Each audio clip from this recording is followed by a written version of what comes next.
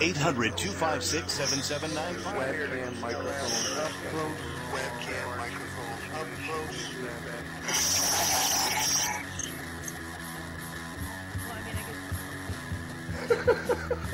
At the age of 19 in 1962, she was See, but I have the files.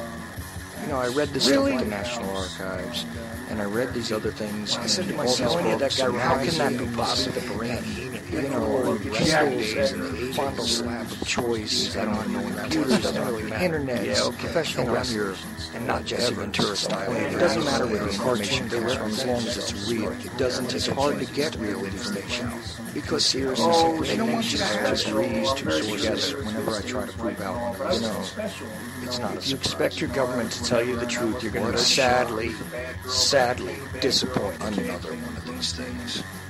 Dear Lord, what a dirty, dirty old man, huh? Really? Can't be serious. Is this really how you want things to be? Come on. More hooker, eruptions. Eruptions, whatever. Like Dave Powers kind of. Really? Allegedly broadcast live from Pima Region 2, 3, within the borders of the formerly united and currently occupied states of America. We bring you the Ochelli Effect. It's like, damn sure, no, I'm an original. We have all these situations. I'd love to know why it takes 50 years, for... That's that. For a 19-year-old girl to eventually get up to gumption to put these things out.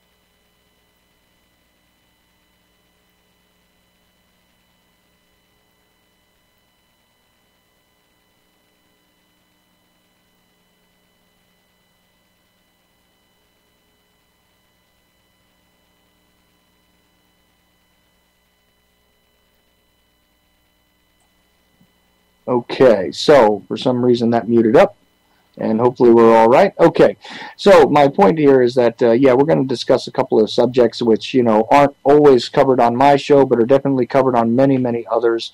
And I always hear mentions about, the alignment of the stars, the astrological significance of various things. And as always, I try and bring somebody on who is an expert in this type of field, or at least someone that I would consider having some expertise in the field, and this is what I do.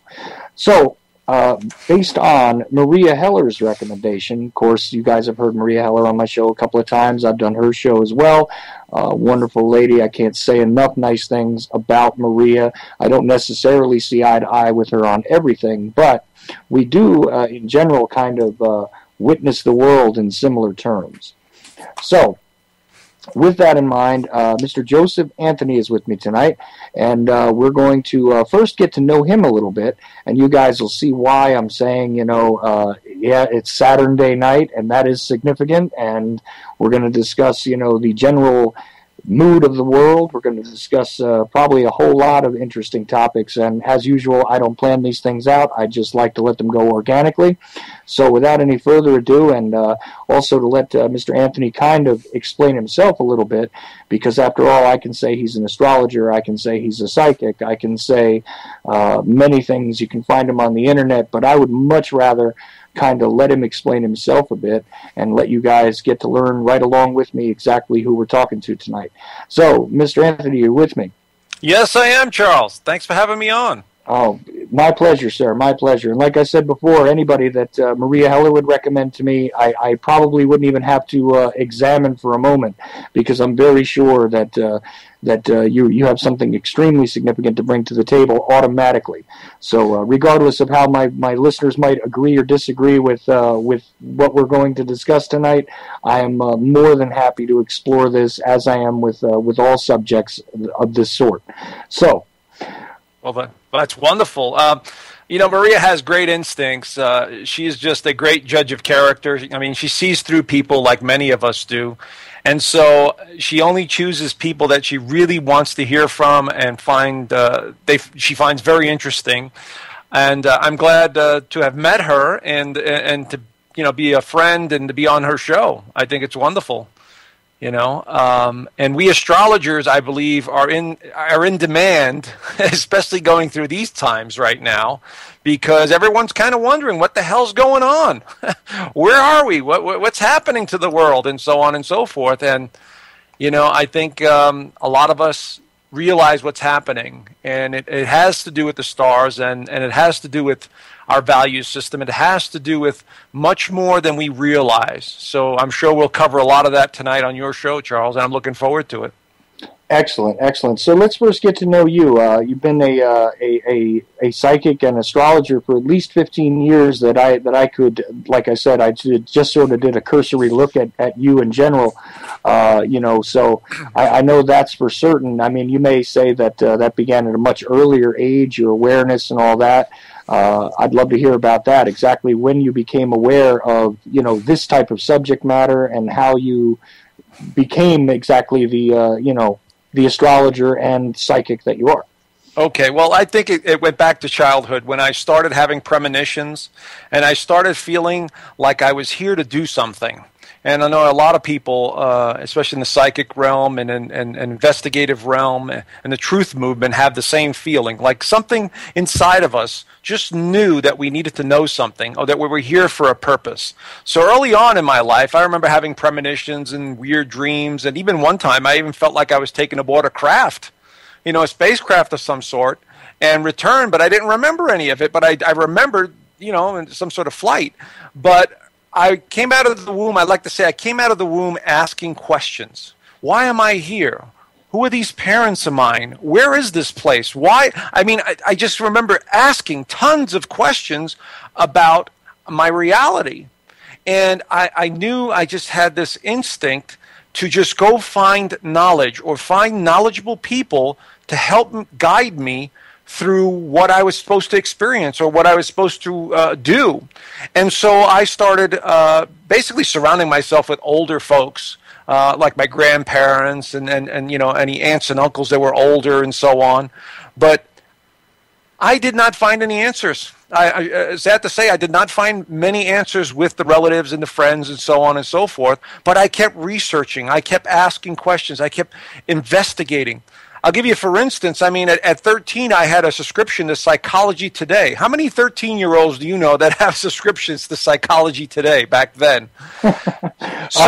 What's funny about that is I used to have a rather strange magazine rack myself at that age. So we could get into that. But believe it or not, yes, psychology was one of those things that I definitely studied at an early age because, understanding the inner workings of someone's mind gives you much greater insights into all of the events around you.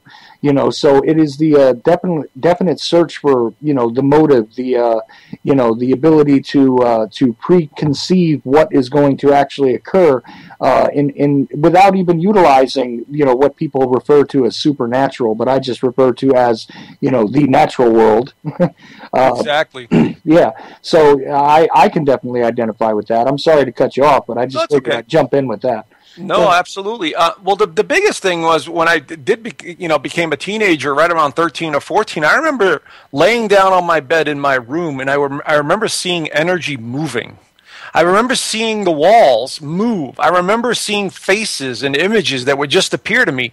Now, mind you, I've never done drugs or alcohol or anything like that when I was a teenager. I was really not into any of that stuff. But I remember seeing all this stuff, and I would have these premonitions. I knew somebody was going to call before they called, or I knew friends were going to show up. I just kept feeling these things. But, of course, coming from a traditional Catholic background, it was looked down upon as taboo or evil or, it's just your imagination or something along those lines. And so, again, I didn't understand it. I had no clue, but I kept researching. And I used to think all this metaphysical stuff was just a bunch of hogwash. to be honest with you, I had no interest in astrology, none whatsoever. I thought, I took the left brain scientific approach.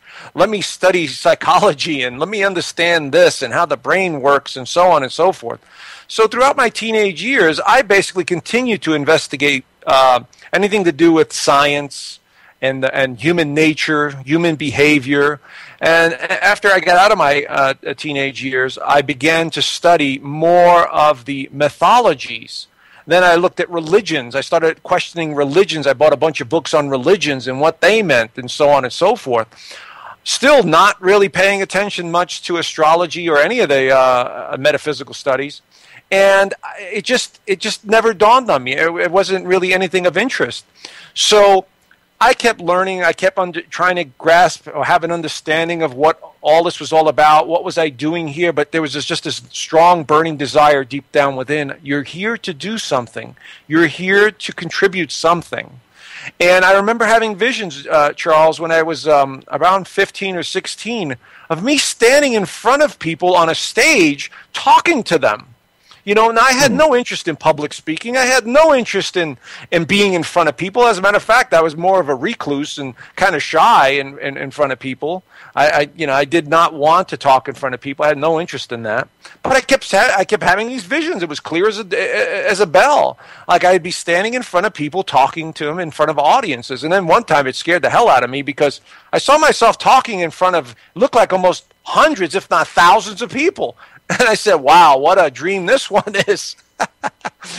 So, actually, I've already done that. I mean, I've already talked in front of hundreds of people. I just haven't spoken in front of thousands, but you never know.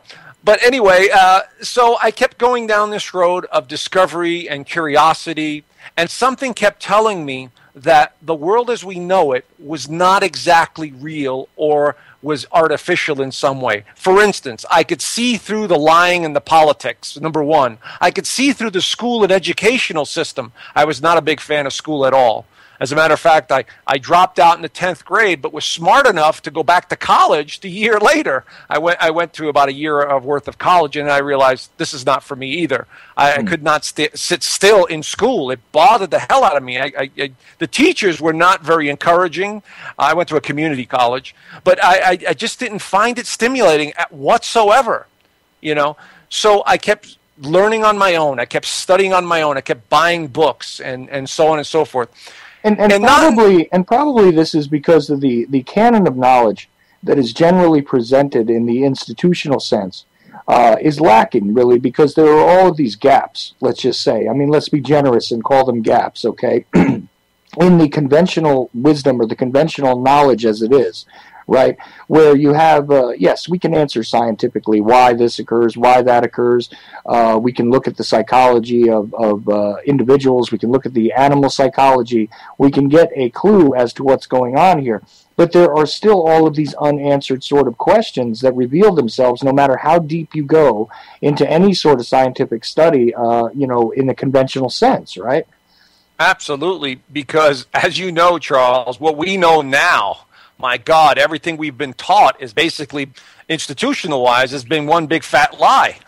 Whether we're talking religion, education, government, monetary policy, whatever we've been taught has been either exaggerated or now we're discovering there's really very little truth to it, that it's being manipulated. But we'll go on to that later, I'm sure, if you want. But anyway, it wasn't until I got divorced. I was going through a divorce when I was in my late 20s. And I said, I don't want to go home. I want to go to a bookstore. So I wound up going to a bookstore. And I wound up going by the New Age section. No intention of stopping there whatsoever. And this one book, just really, it was a big purple book in the New Age section. I walked by it, and it said, the only astrology book you'll ever need. I said, this is interesting. And I just picked it up off the shelf, sat down, and about 4 hours later, I went through the whole book. And I said, oh, my God, this makes sense. My wife was this sign, I was this sign. And it was like that light bulb just went off in my head. It said, I need to understand this. This is very important. I need to know this. So I began researching this, and I began diving into it. I took a short course for a while in astrology. But the thing was, within 1 year, this stuff became second nature to me. I'm sure you've had that experience, Charles, where you've started to do something and you just felt like this was natural. This was just feels right. I got to do this. Mm-hmm. You know. So here I was now researching astrology. And I'm saying to myself, oh, my God, this is very interesting how these ancient cultures, going back 6,000 years, understood the constellations. They understood all 88 of them. And I'm like, how did they do this? How could they possibly have known all this stuff? And I kept researching, I kept digging, and so on and so forth. But it wasn't until I started studying the mythology and the wonderful teacher, Joseph Campbell, I'm sure you know who he is, who was, when I got into his stuff, I began to really, the doors began to open up, wide open. And then later on, when I got into quantum physics and understanding minute particles and how they operate and so on and so forth, then the doors really swung open, Charles, because I began to realize whatever this source is, whatever this energy we call God is, it's an energy field that is all around us and within us, and we are a manifestation of it. So I began to see and understand what astrology is, what numerology is, what all of the ologies are. They're symbolic languages to understand this field of consciousness that we call God. See? And so I've gotten to the point now where astrology is so significant because it's about understanding the cycles. It's about tracking the cycles. That's all it should be used for. Yes, I could make predictions about things that are going to happen. Yes, I could tell you about the fundamentals of someone's personality. All of that stuff is true because the theory is, and it's not even a theory anymore, but the moment that you're born, you come into this realm, this physical realm. It's almost as if the universe or this consciousness imprints you. You come through a doorway, a wormhole, if you will, and you've been imprinted with a foundation of, a snapshot in time of that energy field, you see? And so the planets or the numerology or, anything else is a symbolic language explaining how you came in and what is influencing you and your behavior. Does that make sense, Charles? Makes perfect sense to me. And in fact, even from a scientific standpoint, if you imagine that energy is created under certain conditions, that energy is going to carry with it the characteristics based on the conditions it was created in. It's very simple. And I've never quite understood why, people scoff at it. I mean, I do understand to some degree because there are many people out there that claim to be, let's just say, knowledgeable about this stuff, but really they have such a very sort of, I don't know what to call it, but it's just like a campy sort of understanding, almost like a cartoon level understanding of this, that it does lead to a lot of ridiculousness, and there are people out there that I just think are, flatly fraudulent, about these types of things. They've seized upon very popular, iconic images and ideas, but they haven't actually done the research, done the work, and understood what it is they're talking about. It's like people that'll tell you that. I don't know, let's just say, they object to the Federal Reserve, but they have no clue exactly how it works, how it came into existence, how money works at all. They simply object to it because they object to it. Well, that's, a fine notion. But if you have no clue why you're having this visceral reaction to the institution, it doesn't make your arguments stand up very well when you try to articulate them. And this is what the problem is in a lot of cases, I think, and it does sort of cause people to kind of end up with a bad taste in their mouths about it, But here's the thing: I know for sure, just from a very short conversation with you off the air, that you are not part of that particular club we're talking about, of these people that are disingenuous in one way or another about it. That's absolutely certain in my mind. Well, thank you. And I get that all the time on Facebook when I post something about a conspiracy or a matter of fact, I just had this experience a couple of days ago when I posted something about 9/11. And it went on to basically say that, Israel, the UK, and our military, our secret military, had something to do with it. And all of a sudden, boom, boom, boom, left and right, I'm getting, well, this is not true. That's crazy conspiracy and all that stuff. And then because of my type of person, I don't like to get into arguments with people. I'd rather show them or lead them to information. So I would literally post some things saying, here's a video you could watch. Here's a book you could read. Come to your own conclusion. And that's the same thing here, Charles, when I talk about psychic ability and astrology. Two of my favorite subjects, because what we're talking about here is understanding this energy, this force, this divine intelligence, you see. And in order to understand astrology or psychic ability, you have to, hand in hand, you have to study either psychology, mythology, and symbolism, maybe even dream interpretation, because it's all part of the equation. You see, in quantum physics, we know that everything is connected. Everything in this universe is connected, you see. And so there seems to be an invisible, scientists call it dark matter, but there seems to be an invisible force that seems to hold everything together. We just can't see it. But the people that have had near-death experiences sure can see it. And I have very good friends that are well known that have experienced this and have come back to share what they saw. And so what I'm saying here is we all have psychic ability. We all have this ability to see symbolism. It's only when we get ingrained in the left brain thinking of the scientific skepticism, which is very healthy, by the way. Skepticism is healthy because I was a skeptic. But when you begin to see the symbolism and you begin to see through the illusion, you begin to understand life at a different level and a different awareness. And I just happen to use the tool of astrology because I think it's very important, because those planets are symbolically representing something to us down here at the micro level, and those represent the macro level. You see, so by tracking this and understanding the basics, the fundamentals of it, you could become very in tune, or anyone can for that matter, in understanding the cycles. Now, what are the benefits? The benefits are you don't go through life frustrated. You don't go through life. You understand that there's a cycle above our own consciousness because we're in alignment with it. Sometimes things are out of our control, even though we do control our own reality, without a doubt. But we understand when the moon is in a certain sign, or when it's called moon void of course, or when these tough alignments that we've been going through the last couple of years are showing or indicating what kind of changes we're going to experience. And I'm sure we'll talk about that too, Charles, about the Uranus-Pluto square that's been going on for the past 5 years. And I would love to talk about that to show you what I mean by these alignments. So, yeah, definitely. I definitely want to get into that, and at some point I also want to talk about the somewhat controversial addition of Ophiuchus to the astrological charts, because this has been a kind of an odd topic among even people that do what you do.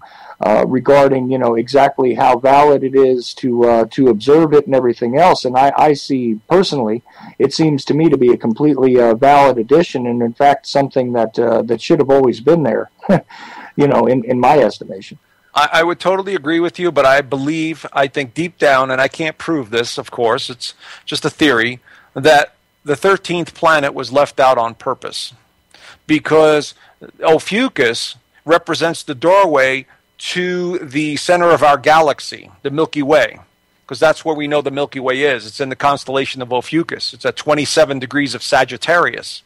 Okay, so it's really close to Scorpio, but Ophiuchus, I would totally agree, should be in there. But a lot of astrologers think because if we include Ophiuchus in the 13th constellation, then Scorpio would only have 7 days. You see, because Scorpio is a smaller constellation. But then again, we don't really use the constellations anymore in the Western astrology. Western astrology uses what's called tropical, which is understanding the seasons and the cycles based on the Earth's movement. You see, wherein the Eastern astrology, they use sidereal, which actually uses the constellations themselves. So if we did that, everyone's birth sign would change for the most part, you see. And we'd have to reinterpret everything. That's why Indian astrology, believe it or not, is probably one of the most accurate astrologies out there, because they're actually using the constellations. But we in the Western astrologers understand that it's off, and we adjust. We adjust accordingly, you see. Right. So both of them will give you accuracy, but you'll get to the same place. But I like to tell people, use it as a guide. Don't run your life by it, because you're not going to experience what you need to experience if you know everything, the way it's going to happen, and what's going to happen tomorrow, and what's going to happen next week, and so on and so forth. You're not living in the moment. You're not experiencing new. You're not creating. You're living out of fear, basically. If you know everything's going to happen and when it's going to happen. And I try not to do that, because I have very good instincts, and I have premonitions that actually happen. And then I look at the astrology and say, oh, here we go. And of course, Marie will tell you, I've made predictions on her show that have happened, and this is common. Predictions are easy, for that matter, It's really helping people navigate these trends, or these transits, as we call them, to understand their lives a little bit better and how to deal with them. You see, I think that's more important. Well, and there's also a big difference, and I think there's validity to looking at one's own connection to the Earth, obviously, because again, this is part of the atmosphere that our organism exists in. Our self actually resides in. So this is one of the closest relatable pieces of the puzzle. But at the same time, like you said, the relation to the actual constellations is a changing thing anyway. And I have noted that Indian astrologers actually do make more accurate predictions, generally speaking, regarding a lot of stuff. And I think it does have something to do with that slight, not slight, but that difference in philosophy, let's just say. That's part of it anyhow. But what I've noticed also is that, sometimes I think that there is a lack of follow-up with some of the astrologers regarding this stuff. And I'm not pinning this one on you, you understand, but it's just one of these things where I think, if they don't re-examine the situation as it changes, and they don't, just have the entire cycle of everything memorized, which I don't think anybody does, it's kind of hard to keep it all straight, right? Absolutely. Astrology is not very easy for the average person. It takes a certain mindset. It takes a certain aptitude. It's one of the more difficult. If I was to give someone advice about learning, one of these symbolic languages, I say go with numerology. It's a lot easier to understand and to navigate. Astrology, you've got symbols, you've got houses, you've got degrees, you've got alignments, you've got aspects, you've got all kinds of stuff. And then there's, hundreds of different chart variations and so on and so forth. And so when I tell people, if you want to become an astrologer, I want you to understand the basics, the fundamentals, but please override all of that with your own intuition. That is more important, because your intuition, your psychic ability, your natural psychic ability will guide you and direct you to what you are seeing in that chart. And that's what I do, Charles. I've gotten so good at it. I'm not trying to sound cocky or anything, but I've gotten so good at it. I will look at somebody's chart and just get a real strong feeling of the type of personality I'm dealing with, the things that that they've experienced. It's like I'm tuning into their frequency, their energy field, if you will, especially given a birth chart in front of me. It's very easy for me to do after a while, of doing this. I'm going on actually 20 years now, I believe, of studying astrology, but it seems to come natural because I've been studying human nature my entire life. Mm. So what I would suggest to people is look at astrology as a symbolic language and study the mythology behind them and see what they're trying, with these writers and architects of astrology created when they were talking about certain symbols, and you could see how it correlates in our behavior. That's what they were basically describing, was our behavior, how we're psychologically connected to these other fields of consciousness. You see? And so, but yeah, it's getting back to your point, Charles, there are a lot of charlatans. There are a lot of people that give up because it becomes too difficult. The first thing I realized when I became an astrologer, a professional one, was that there are a lot of people in the astrology field that study it but are afraid to take the leap of faith and become counselors. Because, let's face it, you don't make a lot of money doing this. Okay, This is not a profession you go into again. Hey, I'm going to make millions of dollars. No. I had a job. I had a full-time job when I first got started, and you have to because you're not going to make enough money. But if you stick with it and you know what you're doing and you honestly want to help people, which I often tell people, the honesty has to be there. The wanting to help someone else, because that's what really matters in life, is you contributing to and making a difference in someone else's life. And you could stick with it and it'll become easier and easier to understand and to help others.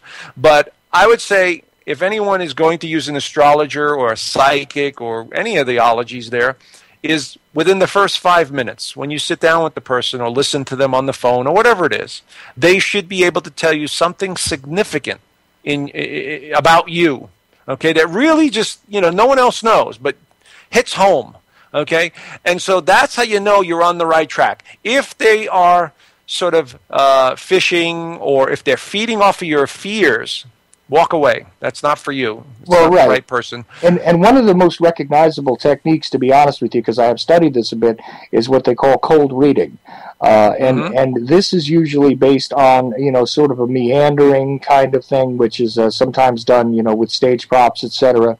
In order to give themselves a little bit of time, they take they utilize very basic techniques where they sort of observe certain things. Are you wearing a wedding band? Something as simple as that they could start with. And they could say, oh, well, you have a significant relationship, and odds are they would see, a few other things and assume a few other things based on this or that, and they do reverse themselves. And but here's the thing: when you're dealing with generalizations, you're usually dealing with someone who is on one of those fishing expeditions you're talking about, right? Absolutely. Well, you see, we know everything is energy. And so when they go on these fishing expeditions, they're picking up something, but they can't exactly verbalize it. Now, I've done presentations, and I'm going to still continue to do more. The famous psychic John Edwards, crossing over with John Edwards. So I just decided, crossing over with Joseph Anthony. And I've done these in front of audiences. And the first thing that I noticed, because I'm tuning into people, is the names that keep jumping out of the dead people that have crossed over. Okay? So that right there, if a good psychic is on stage or you're going to a good psychic and they start picking up names right away, or letters. Now, mind you, letters, because I get a lot of letters. Even the vocabulary is a vibration. Okay? The sounds that they make are vibrations. And I could hear the letters when I have clients here, and sometimes the name comes through crystal clear. Who's John, or who's Mary Sue, or whatever, and the name comes right through. But then there are times where I could only hear the first letter. It's like an S, Sam, and I don't know if it's a female or a male. Because all I'm sensing is energy, and those are the kinds of fishing expeditions I totally understand. But when they're on, when they're right on target with the letter, now mind you, not right away, they're onto something. They're sensing the energy around that individual, that person. But if they're fishing and asking too many questions, I agree, that is not really, that's more of just being extremely observant and just trying as hard as you could to get through to that one person. That's why when I do those presentations, I let the energy navigate. I'm directed to where the energy is the strongest, where people are sitting down and where the name or the vibration seems to come from the strongest. And that's a good starting point because, everyone's vibrating at a different frequency, if you will. And then there's people that have crossed over that were so larger than life, even in the afterlife, they still left a major, massive imprint in the energy field, you see, of those people around them. So we have to start looking at the world, Charles, in terms of this divine energy And every soul is part of that. It's like we all are walking around with this light bulb inside, that's either it's flickering or it's bright, or we have to start looking at people as energy and not just, the outside appearance of what you do and all this other stuff. Well, right, and this is why I often bring up, because I've discussed more than one type of spiritual belief system on this show. I've discussed with someone very deeply about this, who I would consider sort of a Christian, but at the same time very Buddhist in his viewpoints. I've even had someone on from the Church of Satan, of all things, to try and just examine what that's about. Let them speak for themselves about what they were, believing in. And I've had other people discuss these things briefly about their view of the world, and I've always said that regardless of, how happy you may be about it or not, all living things are actually interconnected through the fact that they are alive. I mean, it's just, it's a gross oversimplification, I know, to say it that way, but at the same time, it's also rather valid. All things that are alive are connected, in my opinion, and I've even stated at one point that I know this to be a fact. It's not a matter of some belief that I carry in some odd part of my brain that may or may not be true. I happen to know it's a fact because I see things in a rather odd way visually, mm-hmm. So I'm actually able to observe the field of energy around something that is alive. I'm not saying that I have a perfect view of it, but I'm telling you that I can observe it. It's a very almost smoke-like shift around the solid portion of the being, which I can see. Some people describe that as an aura. I don't know necessarily that that's what I see all the time, but I do know that I see the difference between that which is animated and that which is not. So, there it is. Absolutely. Well, one of the things that all three of my friends that had the near-death experiences said, and many others, as soon as they left their body and they reconnected with that light, they went through that tunnel and they reconnected with that light, the first thing they did was they saw the loved ones, but then they felt this overwhelming light or energy that overcame them. And then all of a sudden they began to process their lives almost in a split second. All the information just kept flooding them. It came in droves. They knew everything about their lives, everything they've ever done, everything they've interacted with, okay? And so they began to see that everything was connected, every experience, everyone they interacted with, every choice they made or they didn't make, everything was connected. You see, they realized that they were part of it. They were part of this larger matrix, if you will. And it was very clear. It was extremely clear to all three of them that there was something bigger that they were all connected to. Did you see that movie, Charles, Lucy, with, what's her name, Scarlett Johansson? No, I haven't seen that one. But all right, well, I recommend it to your listeners. I won't give away the movie, but basically, these bad guys insert drugs into her system. They want them to carry the drugs to another country, and this bag explodes in her body, and it basically stimulates her mind. And she begins to have 10, 20, 30, 40%, 50%, and eventually 100% of her own brain capacity. And she begins to see reality, and she's able to manipulate it, and so on and so forth. And we're talking about quantum physics here now. But what I'm getting at is that our reality as we know it is changing dramatically because this information is coming to us now that has never been really taught to the mainstream public, okay? And so we are beginning to see reality for what it is. Now, I realize this, and others like myself realize this, that we are preparing the general population for a shift in their consciousness, in their awareness, that whatever this divine source is, it's all around us, it's within us, and we interact with it. You see? And so we have to start thinking in terms of that as well, that we should not be worshiping a God. We should be in alignment with it. You see? Because when you worship, you're literally giving your power away.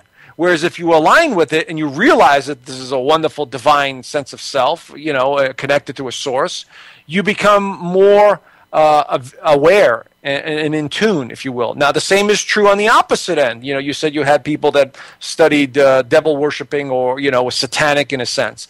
That is embracing the darker side of the psyche and the lower vibrational energies. And I'm not knocking it one way or another, because these people have chosen that. When you understand the realms of consciousness and these higher realms of consciousness, and by the way, some of the near-death people have said that they went through almost felt like dimensions, levels of consciousness that were just deeper and deeper and more loving and more loving and more loving. So we know that there's some sort of dimensional field. And so all of this stuff is really a perception of reality, depending on your view, your experiences in this lifetime and other lifetimes, and even possibly the lifetimes you haven't even encountered yet, you see? And so it all, to me, is based upon the moment you've come into this physical reality.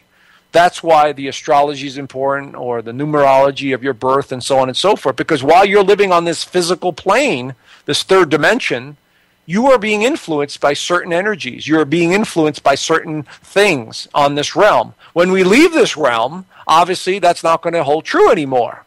You see? Because we become this sort of ether, or our soul just becomes pure energy. And so now it has the freedom to travel beyond this physical realm.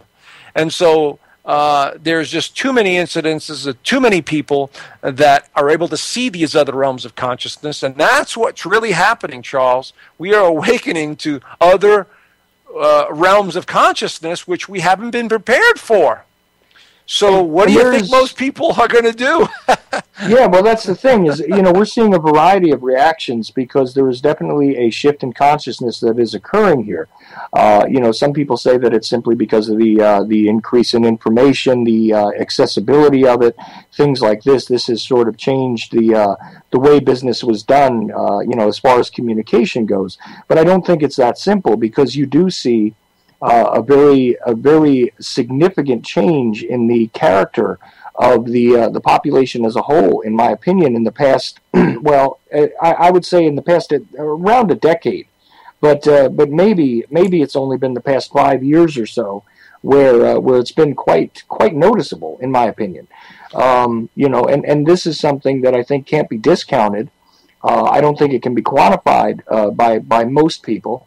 I don't think it can be even readily identified by most people, except that they would say that, things have definitely changed, and they always say that because, the technology has changed, travel has changed, people's ability to interact with one another has changed. But there is a general sort of shift, I believe, that's occurring now as we're speaking. Absolutely. So, I agree that the internet and information and technology has definitely changed the way we look at the world, because when you can understand how other cultures are living and so on and so forth, that makes a difference. But just look at the technology itself. We have all of these wired connections and wireless connections, for that matter, that now seem to connect every part of the world. It's the same for consciousness, you see. And so it's a symbolic way of looking at consciousness as we exist right now. But what's really been going on, and I'll give you the astrology on it, what I was talking about earlier, is we astrologers knew back in, as far back as you want to go, in 2008 we were going to experience some massive changes. And I'm going to explain these massive changes in a second. Two things started to happen around that time. Pluto, the planet, we still consider it a planet. We know that scientists no longer consider it a planet, but It's still a benchmark. Yep, I got you. Okay. I knew that was going to come out because absolutely. Yeah, go ahead. I'm sorry. So Pluto, the myth behind Pluto is the underworld. Pluto is a transformer. It symbolically represents, in astrology, transformation or death and rebirth, you see. So whatever sign it's in, it's going to work its magic and destroy and rebuild that area, okay? So, in 2008, Pluto entered the sign of Capricorn. Now, Capricorn represents institutions, organizations, military, governments, any large entity that controls, okay? Okay. So let's see. This one alignment alone, Pluto enters Capricorn. What exactly takes place almost immediately within that year of Pluto entering Capricorn? I'll give you the answer. Right away, we had the Bush administration bailing out Wall Street. Okay? Mm-hmm. Do you see how right away things began to change? Pluto transformation in Capricorn, large entities, institutions, large corporations, and so on and so forth. We began to see, and also represents government, we began to see right through the BS. And these people didn't even make any bones about it. They just said, we're going to bail out Wall Street, otherwise the whole economy is going to crash and burn and blah, blah, blah. Right there, Pluto's power of being able to cut right through everything and to change the way it was perceived immediately came out, almost within weeks of Pluto going into Capricorn. I believe it was at the end of 2007, the beginning of 2008 is when it actually happened. And this was in complete alignment with the time when we started to see a really strident and just absolutely bold-faced, moves regarding this kind of stuff, because there was absolutely no attempt to sort of hide the way it was done and everything else. I mean, it was just a very simple, here's the money, we're not going to let this collapse, the too big to fail, thing was going on, and that was it. And this plays a significant role in a lot of things, and I think people forget about that. That really did change a great many parts of the grand chessboard, in my opinion, because these type of deals were normally made in secret, were normally made without being heralded to the world as what they were, and pretty much they were so obvious that there was no way for anybody to deny them.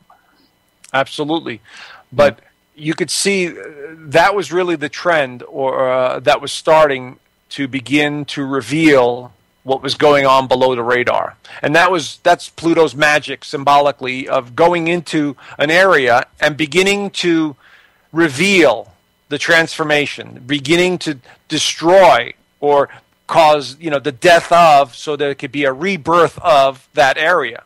And so in 2008 was that beginning.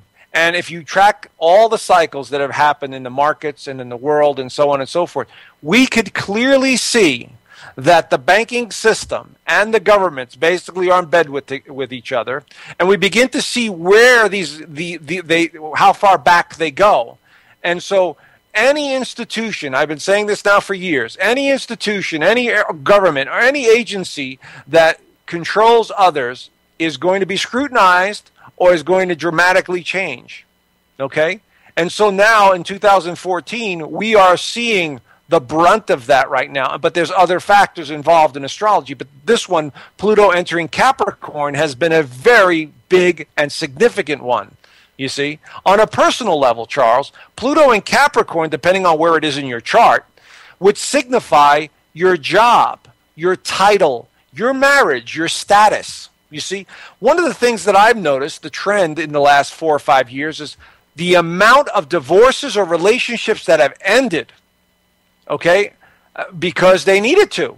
There just wasn't enough there to basically hold them together. Or how many people have lost their jobs, or how many people have lost their titles, or were worried about their retirement, and so on and so forth. We could see this trend happening. And by the way, I believe that, and Maria and yourself, I'm sure, that these secret societies and these organizations know astrology. They understand the symbolic language of cycles. And so right. They use it. They use it. Not only do they use it to their advantage to discover the trends, but they also they utilize it for symbolic means. To label certain things, to actually indicate a lot of the things that are on the way. The things that are in the works, let's just say, are often heralded by a lot of these astrological symbols being utilized in one way or another.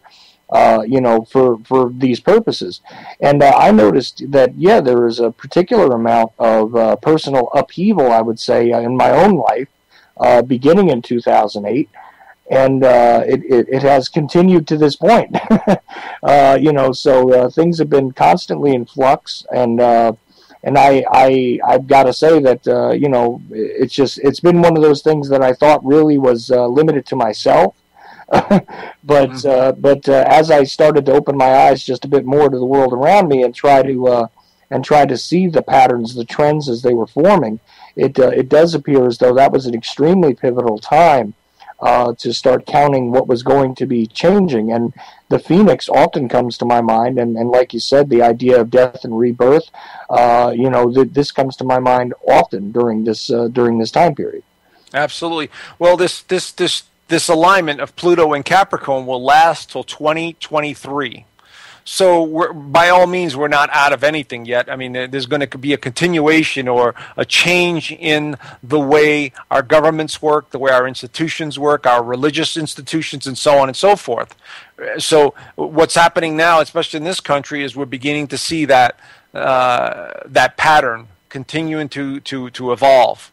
And the way to think of Pluto, if you would think about a caterpillar morphing into a butterfly.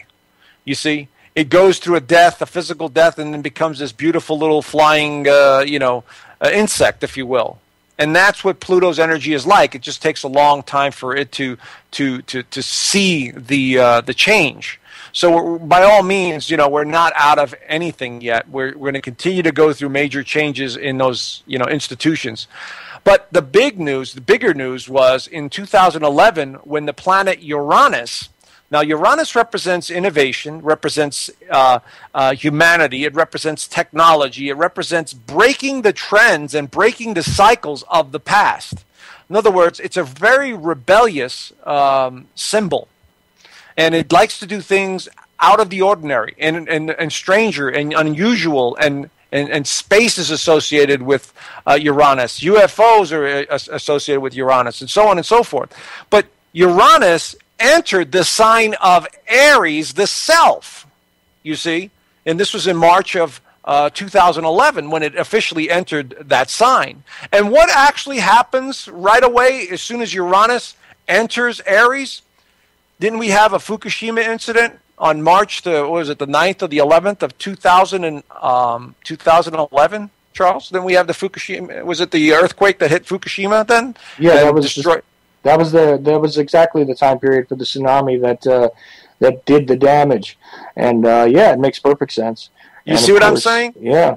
I mean, I made that prediction in 2000, I believe it was 2007, where I did a presentation in front of an audience, and I went on record, and not just me, other astrologers were saying the same thing, basically saying, look for a nuclear disaster that's going to strike, because Uranus also represents nuclear technology.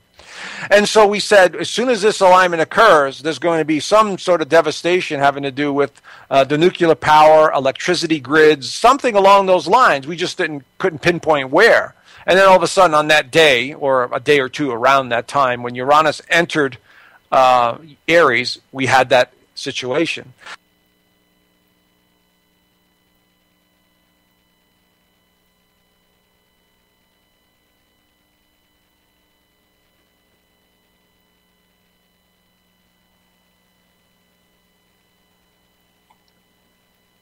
Well, it looks like I'm still on Charles, the air here. Yes. Are you there, Charles? Okay, we had a little interruption, but I'm still on.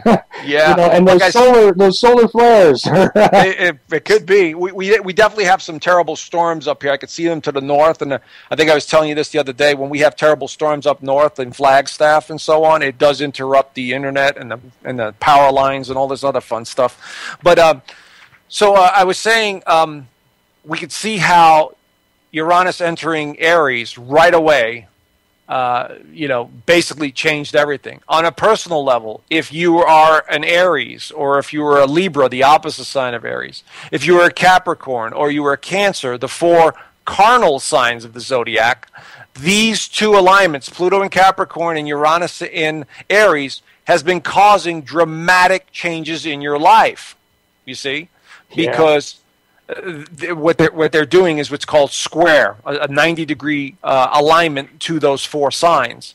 And so we would see major changes in the personalities of these individuals under those four zodiac signs. So on a larger scale, we continue to see the patterns of change within society, and we begin to see the patterns of change in institutions.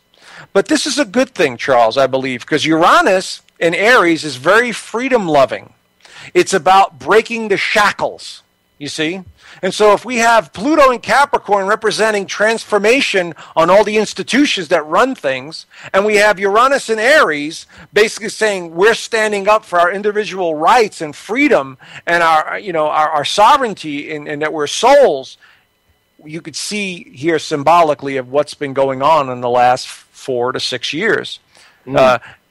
This symbolic cycle that says we are going to destroy anything that is holding secrets, that's trying to control us. Yeah, see, and that's always been part of my personality anyway, but I've got to say that it's gotten a bit more extreme in the past few years. Just listener note, I am an Aries, so it makes a little bit of sense, I guess, that this is exactly what I'm participating in nowadays. Is I'm really very much about ripping down the veil and refusing and resisting to dealing with the control systems as I see them. And this is pretty much what my show is about, is like, look, first of all, look behind the lies, and secondly, do not participate in them, refuse to be part of them, resist and refuse, and don't accept slavery. This is pretty much the way I see the world. So it kind of makes sense that I'm an Aries, wouldn't you say, Joe? Absolutely. Well, here's the good news here, Charles. Aries are leading the way. See, Aries in astrology represents the first sign of the zodiac in Western astrology. And so they're usually pioneers in setting the trends for society, or going in a new direction where no one else is basically looking in that direction. So with Uranus and Aries, you guys are really, if you take the lead and start charging in that direction, you will begin setting those patterns in motion, which many Aries have been doing. But it's only when Aries take things personally, on a personal level, oh, my life's not going anywhere, oh, they don't really care about me, and stuff like that, is when it becomes more detrimental, and then you're basically, you lose the momentum. But it's definitely, no matter where this alignment is, because everyone has these alignments in their chart, so depending on where they are in their charts, they're going to affect that area, those two areas in their lives, you see? And so, and that's what I do. I tell them what's been going on the last couple of years and so on and so forth with my clients. But these two have been the main factors. But getting back to your question, or your statement about the last 2 years or so, well, there's been another alignment here that's been causing the intensity to be ramped up even more. And that would be Saturn. Saturn represents the same thing Capricorn represents, because they're basically one and the same. Saturn rules Capricorn, or is associated with Capricorn. You see, every sign in the zodiac is associated with a planet. And so Saturn represents Capricorn. And so it entered Scorpio, the intense, passionate sign of Scorpio, which is associated with Pluto. And these four have we call mutual reception, because the ruler of that sign is in the opposite sign of the other sign. Do you get what I'm saying, Charles? Well, they balance one another, right? Right. They're kind of their energies are co-mingling with each other, but they seem to be very influential. So that's what we call mutual reception. Okay. When the planet that rules that sign is in the other sign that rules that planet. So Pluto is ruled by Scorpio. Capricorn is ruled by Saturn. Okay, I know it's a little confusing, but this trend with Saturn into Scorpio, we added another level of intensity now to the equation, having to do with governments and having to do with leaders. And you could see that all around the world. I mean, look at this puppet president here. What we have here, Obama. I mean, his approval ratings are so low. And I'm not a fan of any political. Politicians to me are like actors. No, but mental note here for the listener. I find it extremely funny that you recall all of these different things. You're recalling the planets, how they're ruled, exactly how they interact, and everything else. And actually, you stumbled trying to think of the man's name, who is actually the puppet in charge. So, I think that's great. I'm definitely not saying anything bad about you. I just think that that's wonderful.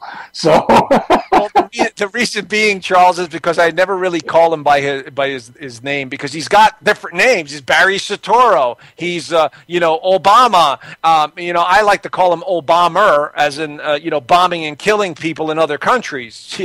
I love the hypocrisy of politicians. We will fight for freedom, and you can't have this, you can't kill that. Meanwhile, they're dropping drones all over the frickin' world, killing all kinds of people.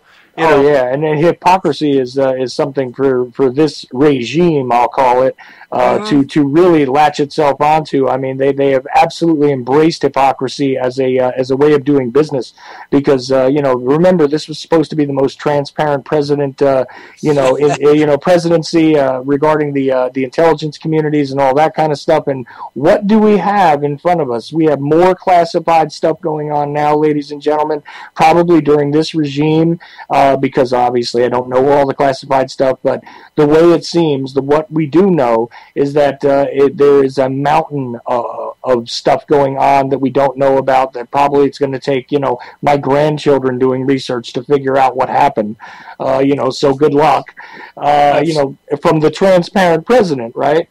And I often like to adopt his little saying when he was running for the presidency, to say, look, when Obama was coming in, you knew that you had to abandon all hope and start to beg for change, because that was going to be about where we were going to end up. And lo and behold, I'm not too far off. No. And, just a quick reminder for the listener, too, in the second hour at some point, I'm going to say, let's start taking calls. Not right now, but pretty soon here, if that's all right with you, Joseph? Oh, yeah, that's fine. That's absolutely fine, and I totally agree with you. I mean, we are beginning, as our intuition becomes more aware and we become more vigilant of everything, we're beginning to see through the liars. We're beginning to see through the manipulation. Okay, and because these planets are aligning that way, they're forcing something within our psyche, something deep within us, to awaken.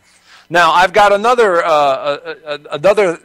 thing that's going on as well, and I'll share that with your audience as well, Charles, is that I'm sure everyone has heard of the Mayan calendar and it ending and so on and so forth. Now, I have a couple of good friends who are well-known and have written very successful books on the Mayan calendar, and nowhere in those books do they say that the world was coming to an end.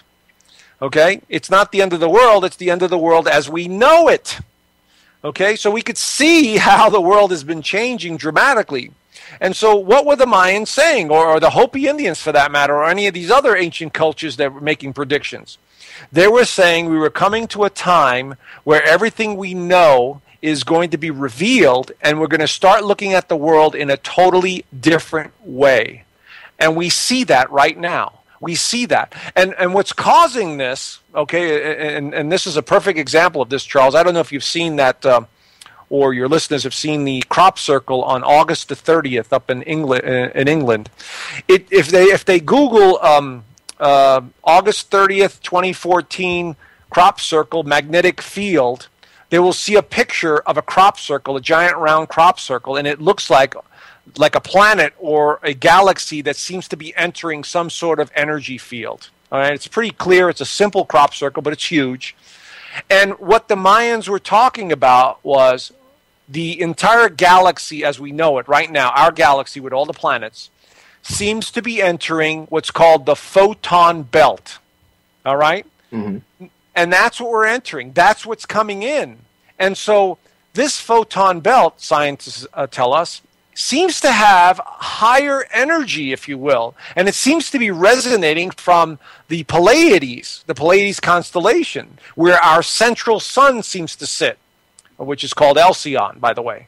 And I had a vision of this about a few weeks ago, before I even saw this crop circle, that there was energy coming in from the Pleiades. You know, that's the premonition. When you ask for information, the universe provides it. So I think what's actually happening now is our galaxy has entered the photon belt. Now, this is something that's about 2,000 years wide and that we've never experienced before. Well, we have 26,000 years ago, but unfortunately, no one was around back then that left us any writings, or maybe they have and we just haven't discovered them yet. Well, what's interesting to me here is that that's about the amount of time that it takes for an actual age to change. And we have these different ages as well, right? Right, exactly. And so it makes perfect sense that this is exactly how it would go. And of course, if you just do quick math and you just say to yourself, very basically, every 2,000 years is a different age, okay, fine. If you understand that it took 26,000 years in order for this to reoccur, then that means that the cycle includes 13 ages. Well, doesn't that sound familiar? Exactly, right. It's called the precession of the equinox. It's based on the Earth's wobble. It's at 23 degrees, and every 2,000 years, it almost seems like that wobble is pointing in that constellation. And what have we've been in the constellation of Pisces for the last 2,000 years. And so now we're entering the Aquarian age. Now, again, Aquarius has to do with unusual, the strange. It has to do with humanity. It has to do with space. It has to do with, space ETs. It has to do with all kinds of things that are more advanced, more of a humanitarian feel to them. And anyone could just Google, what does Aquarius mean? What are the qualities of Aquarius, and you'll understand it much better. And people have often mentioned, the whole Jesus fish concept. This is the reason, by the way, why that particular symbol is now associated with the particular age of that prophet and everything else. And I can get into that if you want to, but there is a synergy that exists between a lot of these stories for a reason. It's not it wasn't written without some forethought, I assure you. And astrological considerations exist within all of these narratives, by the way. But this is actually why the Jesus fish exists, is because he's the representative of the age of Pisces. That's the idea. That's why his birth is noted as being approximately 2,000 years ago, et cetera, et cetera. And this is where we're at. So exactly. I just felt like noting that. Sorry, go ahead, Joseph. No, you're absolutely right, and that's exactly what it depicts. It's not the end of the world in the Bible. I forgot the verse, but it says the end of the world. But then again, Charles, we have to look at how many times has the Bible been rewritten, especially in the Oxford Press. What was it, about 140 years ago, 150 years ago, the Schofield Bible. I mean, we could do a whole other show on religion, but the bottom line is that a lot of these ancient cultures understood the cycles. And it's not a difficult thing to do when you don't have lights, modern technology, and so on and so forth, and you're following the constellations every night. You're watching the moon go up and the sun go up and the planets and so on and so forth. And so it's an easy thing to do. But, of course, with today's modern technology, we could see things a lot clearer. But unfortunately, a lot of this information is being suppressed to us, and you know what I'm talking about, Charles. Yeah, absolutely. But this is the thing, though, is that for me, this is why I don't invalidate anybody's belief system necessarily, because what happens is it's usually created out of what I believe is the core knowledge that we all do have the opportunity to sort of plug ourselves into. And the thing is, although it may be a poor representation, in my opinion, of that core knowledge, quite honestly, it doesn't mean that it's completely invalid. If you take a look at the translations where the Christ figure is speaking in the New Testament, you find that more often there is a misinterpretation of the use of some of this doomsday thinking. Some of the translations that relate to it, stating that the world would come to upheaval and this and that. If you step back from that a little bit and you don't take it so literally in the English sense, you'll find that they really were discussing the ending of an age and the actual arrival of the astrological age, as you said, the precession of the equinox is basically given to you for a certain time period in that narrative. So it's not as though it's completely invalid and just a fairy tale entirely. I've never said that, although I've been accused of saying that. But but there is a great deal to it, and yes, we could do multiple shows on the religion and exactly how it came to be. The Council of Nicaea, et cetera, et cetera. We could go through all of this, especially and just focusing on Western religions would take us many hours. So. But please go ahead. I didn't mean to step on. No, that's okay. I mean, I love talking about all these topics. I really enjoy them all. Especially when we start talking about the Bible and the ancient Bible and so on, because I've researched some of this and have discovered that everything that it's been written and the verbiage is not what we think it is. Right. So again, this is part of the discovery of Pluto and Capricorn and Uranus and Scorpio. It's the investigator that's coming out in all of us. You see? Right. And before we start getting into phone calls and some other things, I just want to give you the opportunity to point people to your website and whatever else you would like, by the way. I appreciate that. Please go ahead. But before I forget, that's the only reason why I'm doing it now is because I will get so engrossed in this conversation that I'll forget. We'll run out of time, and that'll be the end of it, and I won't have even promoted your website. Okay. So please. Thank you. I have two websites. One is being worked on, but people could visit me at josephpanthony.com. You can sign up for my newsletter there. It's free. I write the horoscopes each month, and I, do events and so on. And I keep it very simple. And then my other website that's being rebuilt is called planetswithin.com. And when that one's done, you'll be able to do your birth chart and, do compatibility charts for free. And then, of course, I provide my services on there. So either one, planetswithin.com, which is being worked on right now, and then josephpanthony.com.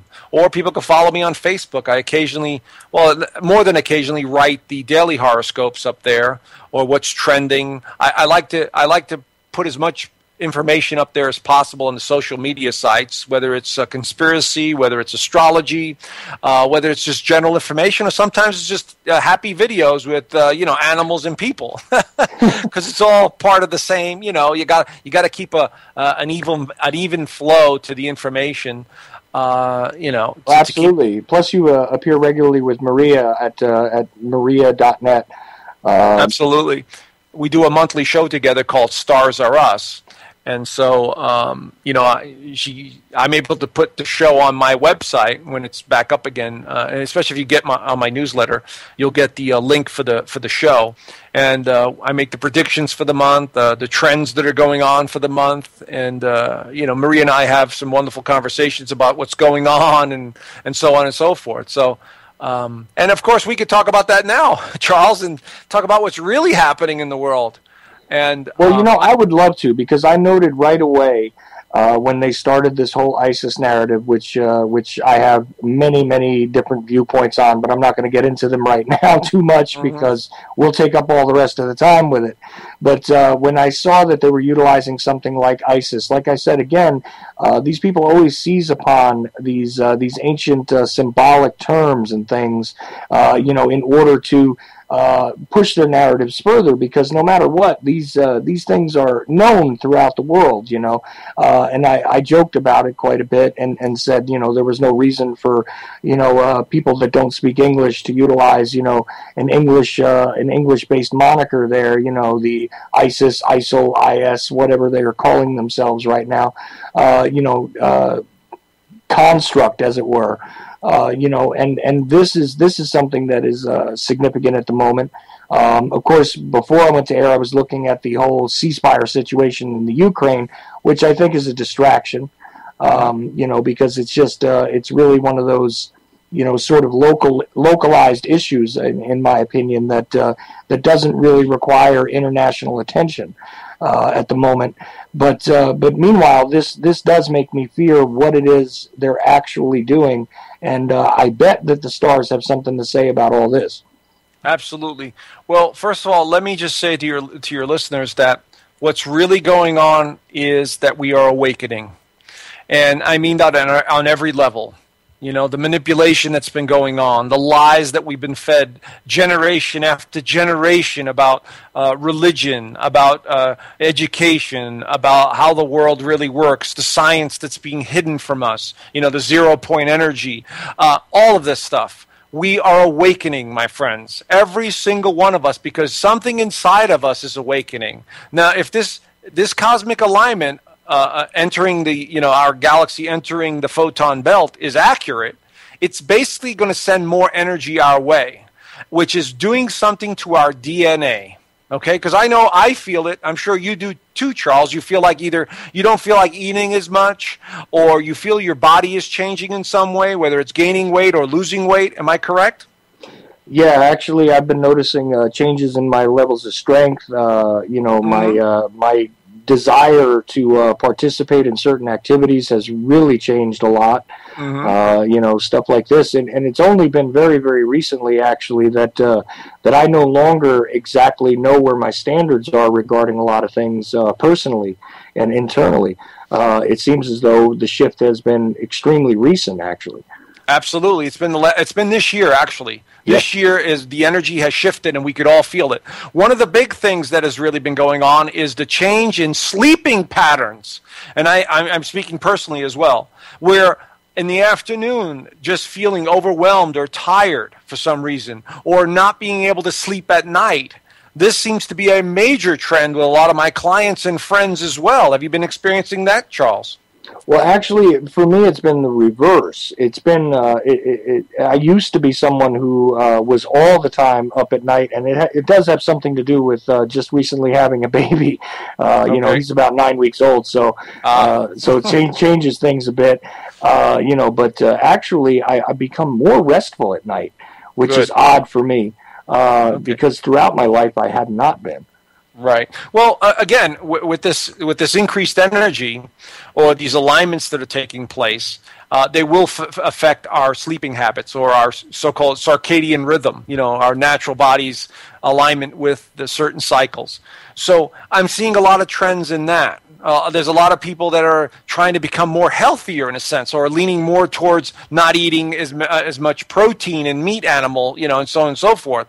I could speak for myself, but I have other friends around the country that are doing the same. They just feel this desire not to eat so much meat. What I'm getting at here is, folks, it's an awakening process that's happening on, okay? No matter how you want to look at it. A lot of people in the New Age community, it's an awakening, it's an enlightenment, we're going through the fourth and fifth dimensions. Yes, we're beginning to see reality for what it is. So, and then, of course, then you have the other aspect of it. You could see society and how it's changing, from the financial system to the politics to the religious institutions to all of it, And so the big news here is that look at it as an awakening process. I'm awakening to something bigger. I'm seeing through the veils. I'm seeing through the lies. I'm seeing through the manipulation. I'm beginning to realize who I am, and this is the truth. We are spiritual beings in a physical body having a human experience. And I suggest to people that they meditate on that. Anytime you're feeling low or you're not sure, go out for a walk in nature and say that meditation to yourself. I guarantee you, in about 10 minutes, you will not be thinking the same way anymore. You see? Because nature has an overwhelming power, to embrace you with this consciousness. And then by saying that meditation, I realize I'm having an experience. This is the one I use. I realize I'm having an experience. I will do the best that I can. And I also realize that I'm a spiritual being having a human experience. Because that's who we are. You see? This is a big key point, is that, you are a human being, yes, but in reality, when you take a step back, you're actually a spiritual being that just happens to be utilizing the vehicle of the human body at the moment. And this to me is the key to all things, and some people take this to its absolute, ad absurdum, where, well, then that means that nothing really matters because this is a transient thing and everything else. But I don't believe that, because everything that you do and everything you involve yourself in does influence your own personal energy. So in a way, no matter what you do, how insignificant it may seem and everything else, all of these things you will carry with you. So, depending on exactly what you want to have on board personally, I would say that it does matter what you do and how things turn out in your life, and et cetera, and what you put into it. At least that's my viewpoint on it. Absolutely. Charles, well, I like to tell people that while you're in this physical body, you could do so many things that you cannot do when you don't have this physical body. For instance, you can't have a nice piece of chocolate cake. You can't, you can't have a loving embrace with another being, or have sex, for that matter, in a physical without a body. There's so many things that we could do down here in this physical realm that the other beings of light cannot do when they they lack a body. Yes, they are in blissful consciousness, absolutely, and that's wonderful. But I think in some way they envy us down here. For being able to experience things on a physical plane.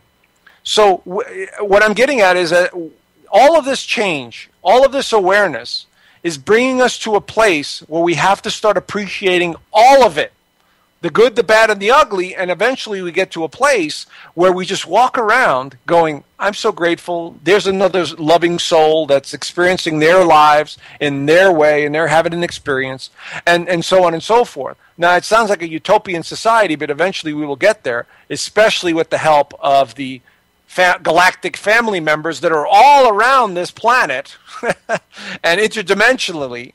So, I mean, that's another discussion, Charles, we could have hours at a time, the UFO realm.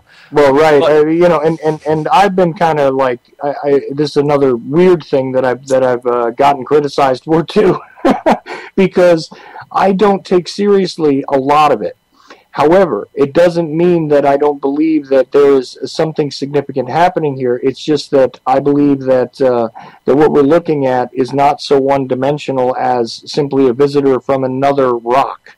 In a lot of cases, I think we are looking at beings that are able to somehow interact in an interdimensional sense, because that would only make sense if you think about the infinite realm of possibilities that can exist based on the fact that, okay, we'll just do this from a really basic standpoint. We are in a third dimensional plane. Okay, well, let's just accept that for a moment, although I've got my problems with that.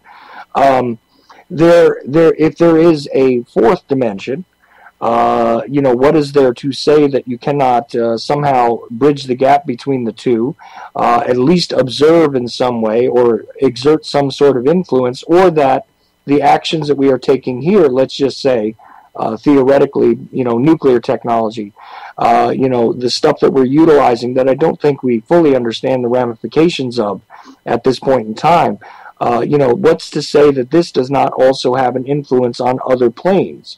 This is something that I think is really very fertile for discussion, let's just say, because there's a great deal to this, and I know I'm not really representing this very well, but the idea here is that the possibilities are quite endless once you decouple yourself from the idea that the reality as it appears is all there is. Simply because your eyes cannot grasp it does not necessarily mean it's not there. So there's a whole lot to be said about that as far as I'm concerned. Absolutely. Well, here's a perfect example, Charles. When you go to sleep at night, do you not have dreams where you're leaving your body and you're flying around? Have you had those dreams? Okay. Absolutely. Those are a perfect example of us going into other dimensions. We leave our physical body and we seem to fly or float into directions or areas that our conscious mind or sometimes even our subconscious mind is directing us. That's a fourth dimension. That could be a fifth dimension for all that matter. And there are people that go really deep within those realms of consciousness, and a perfect example of this would be a lot of people in those psych wards, in the mental hospitals. We have people here that, don't have any filters. They're being bombarded by information that's overloading their senses. Could you imagine, Charles, what these people are going through? where they can't differentiate between this reality, the next one. They see other things. Their minds are they're so in tune with the higher frequency that we think that they're crazy. You know, what's that old saying? It's a fine line between brilliance and insanity. You know? Yeah, absolutely. Because here's the thing. You know, eccentric behavior is quite closely related to higher intelligence in a lot of cases, and in some way you can't totally dismiss the possibility anyway that this again is my opinion, that you can't dismiss the possibility that simply because, like I said, it's not observable reality to the rest of us does not mean that it is not actual reality for someone else. It all has to do with one's own ability to observe, essentially, Exactly. in one form or another. So simply because a man is blind does not mean that the sun is not shining and it's not still going to do the same things it's going to do, simply because he can't see it happen. Exactly. So, go ahead. Well, that's what's actually happening in the world today. We have an awakening going on of information, of love, this energy we call love, because that's what the divine source seems to resonate, this warm, loving energy. And then we have those that are continuing to manipulate humanity and keep them dumbed down so they don't wake up.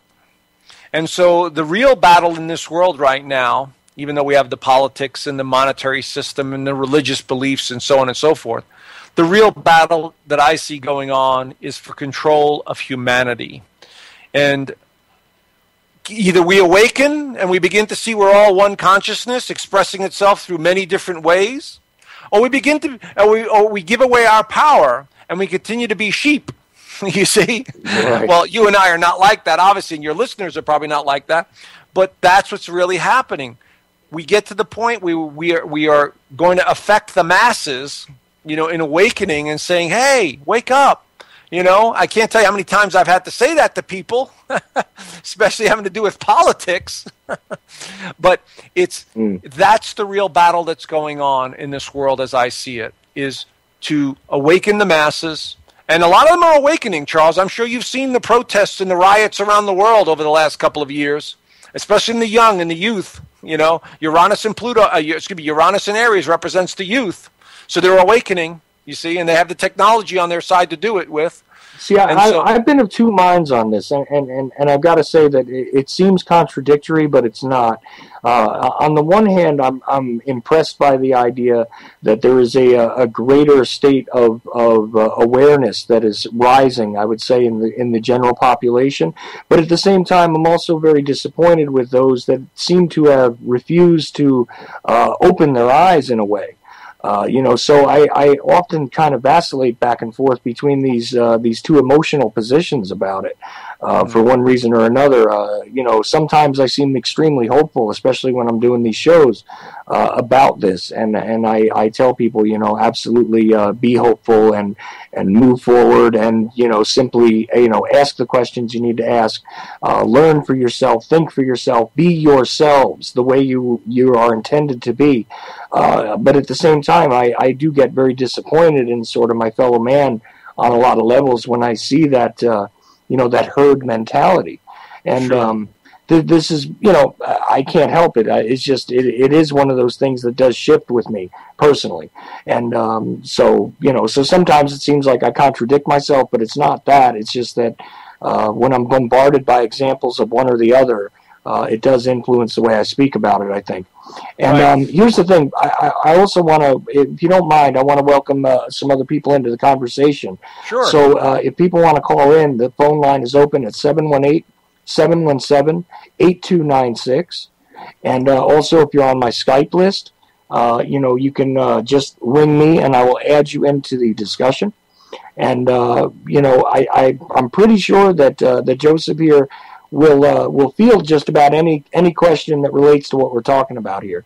Hey, who knows? Maybe you have a question that doesn't relate to what we're talking about, and we can show you how it actually does.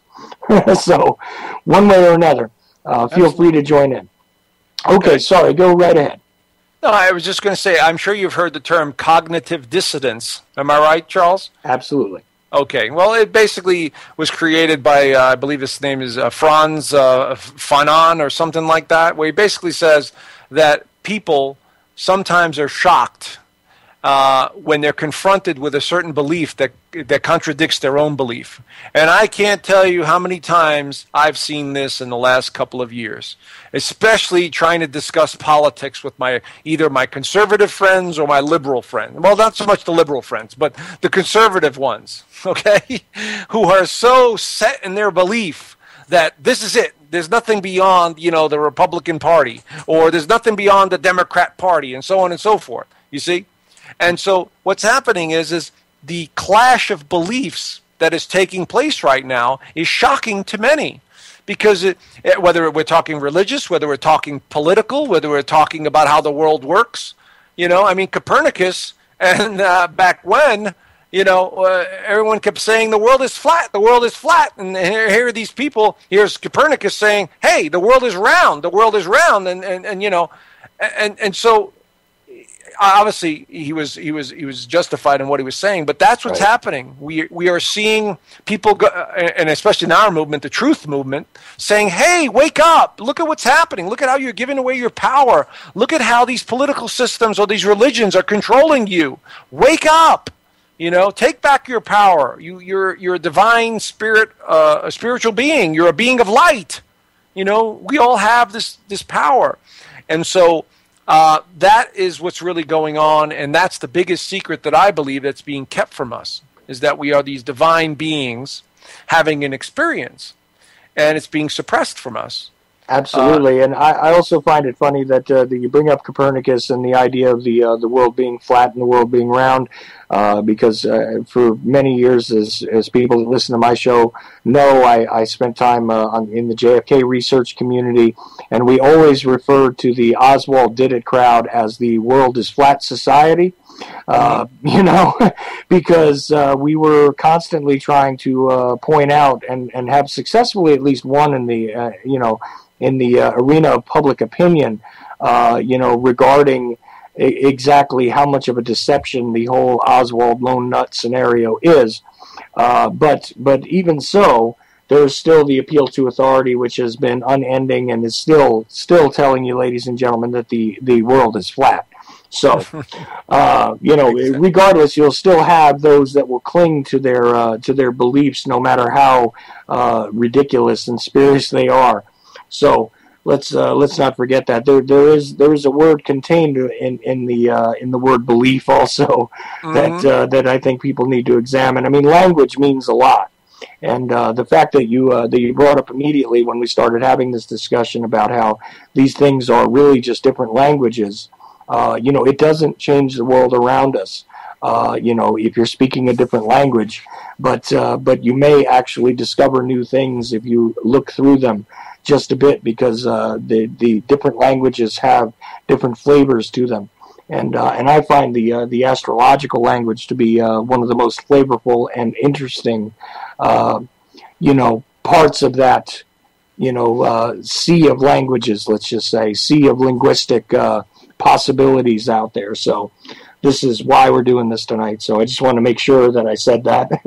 Oh, no, you're absolutely right. I mean, if people really want to understand how we operate in this world, I suggest that people get a book on dream interpretation, a book on symbolism, and follow one of the ologies, whether it's astrology or whether it's numerology. Just understand the cycles and the patterns. Just understanding that basic fundamental, you will begin to understand how the universe really works. And it's not that complicated. You see, the thing is, human beings make things complicated by overthinking, by overworrying. That's what makes life complicated. And then you basically stunt your own growth, or you reduce the energy field around you. Okay, the idea is to constantly be opened and to experience, because that's what we're here to do, you see? And so I suggest to everyone that you look at yourself in a different way and use the meditations that I suggested, or find one of your own that basically says, I am this loving spiritual being of light having an experience. And I'm going to look at everyone like that. every animal. I'm going to look at trees like that, and so on and so forth, because that's the fact. That's what quantum physics tells us. Everything is vibrating. Everything's a photon light or energy, especially now that we've entered the photon belt. Okay? Mm-hmm. We are going to vibrate higher. We're going to see things. We're going to sense things. And it's going to feel different. And so this is part of the change that's going on. And it's not just a political change. It's not just a financial change. It's not just a religious change. And we have to start adapting. It's almost as if time is no longer existing. I know I've been feeling that. It's just like, I can't believe it's September. It's the illusion of time is disappearing, Charles. It is absolutely disappearing. Yeah, it absolutely is, and it is changing quite a bit. I wanted to introduce Kim, my wife, and I know that she found this show fascinating. I'm sure she's listening, not in the room with me, but not too far away. Okay. Somebody has to tend to my son, like I said before, so we don't have him on the air. Otherwise, I'm very, very sure that Kim would have been right here with me co-hosting this show, because she is extremely fascinated by this topic. So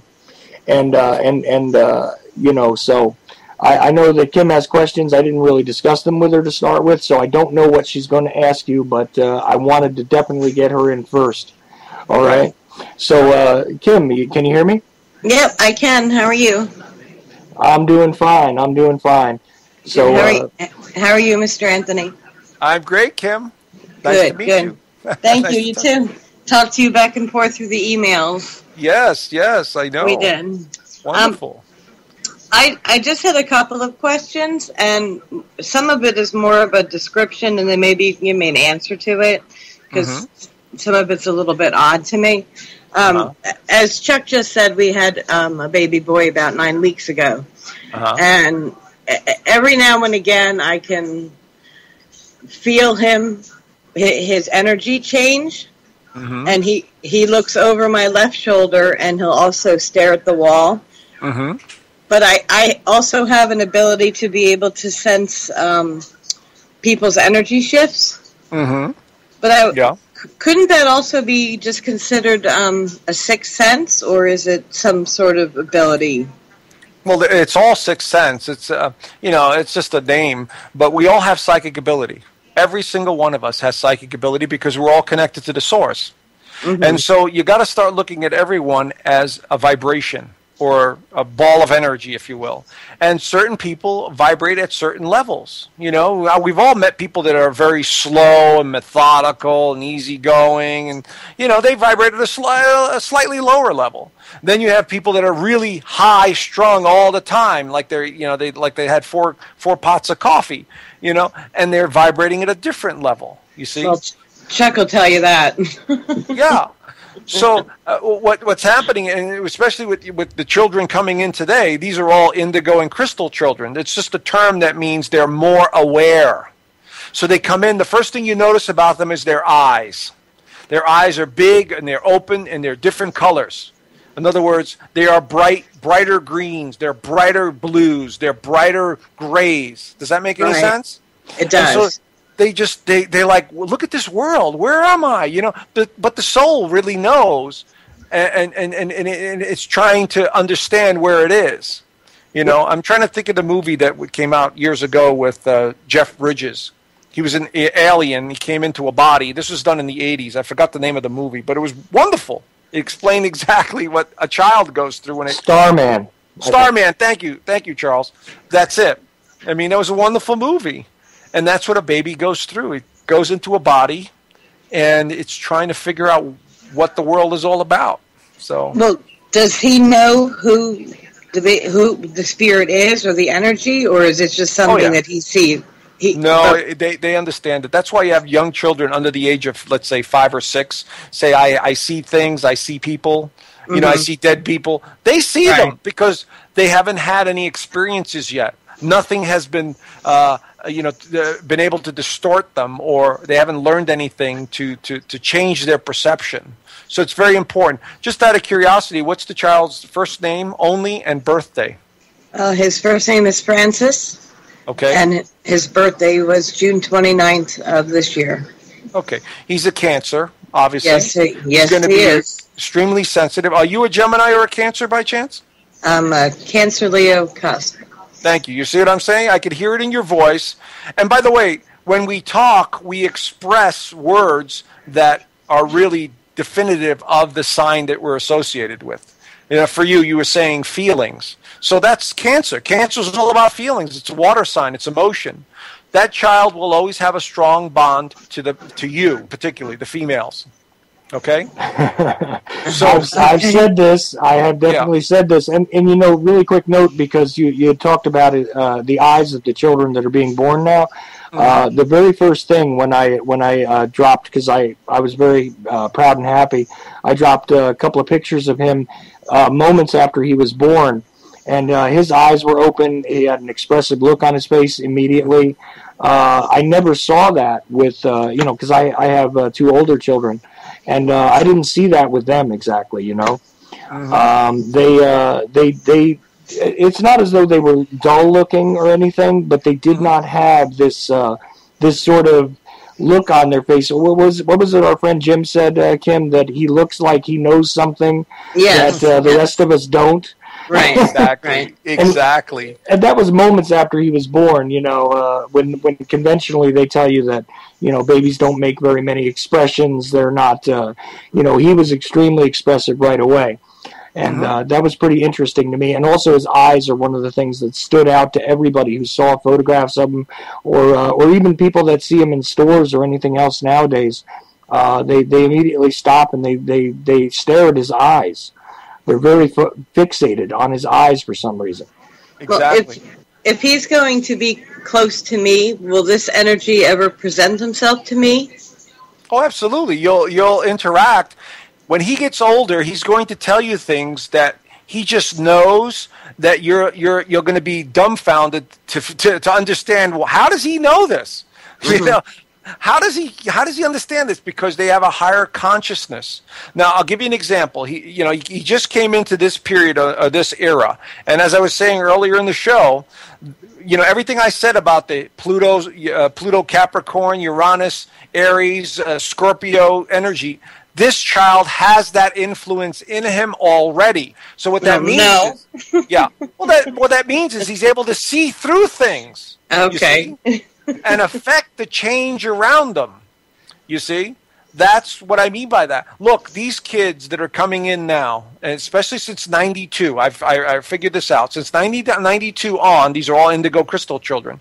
They are coming in, and they will change the entire world as we know it. And I don't care what race they're from, what culture, all of that. They're not going to buy into the old religious paradigms, the institutions, any of it. They're not going to buy into any of it. So when they get older, no, they won't. Trust me. Matter of fact, I went out on a limb, and I've said in front of audiences, we're not going to see religion in, I would say, about 20 years, maybe less, 20 to 30 years, we will not see religion anymore. In other words, we're not going to see people worshiping anymore.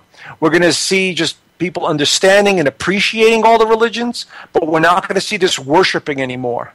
We're going to understand the spiritual aspect of all religions, and eventually they will all go bye-bye. Well, see, I find that interesting because I was born in the 70s, but the thing is that, as I've explained, you know, I see a valid sort of narrative that forms between all of the religious bases that have this astrological sense to them. So I have an appreciation for all of them, although I don't subscribe to any of them at this point in time. You know.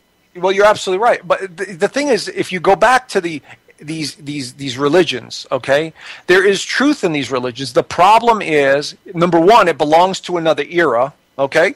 Number two is that the symbolism gets distorted through the stories, the storylines, and the metaphors, and this and that, and I mean, if you open up the Bible, this is the thing that always amazed me about the Bible, and I've gone through the Bible. I've only read it once. I'm not that interested in it because I understand what it is you could find a paragraph in there and turn it into whatever you want it to sound like. using the story and the symbolism and the metaphors and so on. What I'm getting at is with these young kids and with us learning what reality really is, we're not going to need those religious ideas as much anymore. Hell, we may not even need astrology anymore, even though, it's still going to be something important to understand the cycles on this physical plane. But if we begin to start going deeper within ourselves and starting, let's say fourth and fifth dimensions where we begin to see entities and loved ones that have crossed over, it's not going to be as important anymore, to understand the astrology. It's going to be just, I feel, I sense, I know. I'm going to navigate my life in that way. You see? Oh, right. And if it becomes more of an intuitive aspect of the human being, then it wouldn't be necessary. I hate to say this, but you're out of a job because we won't need to interpret it anymore because we'll just simply sense it and be more in tune with our own senses. The way I see it, anyway. Absolutely. Well, I think I've come down here to teach. That's my main purpose. I've always known it, to share wisdom and to reach as many people as I can. And I'm sure you've done the same thing, Charles and Kim. You've had this feeling, because you wouldn't be in this line of work. You wouldn't be interested in these topics if it wasn't already in you, you see, to share knowledge, to discover things beyond the obvious. And so everyone that gets into this field of discovery, or I like to call it the truth movement, has it already ingrained in them. They already know. They already know that they're supposed to. Go ahead. Can strangers read that about other people? Oh, absolutely. Strangers pick up on energy too, without a doubt.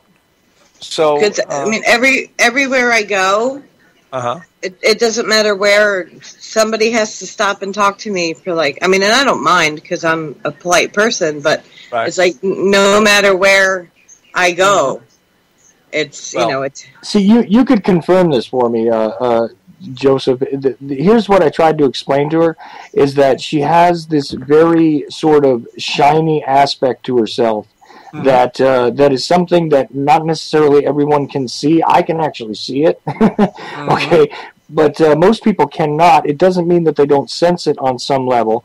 So they know that she's just approachable. There's just this sort of gut reaction to her where she's very approachable, and it does cause people that wouldn't even ordinarily approach strangers to approach her and to engage in pretty in-depth conversations. I mean, real personal stuff and everything with her, sometimes.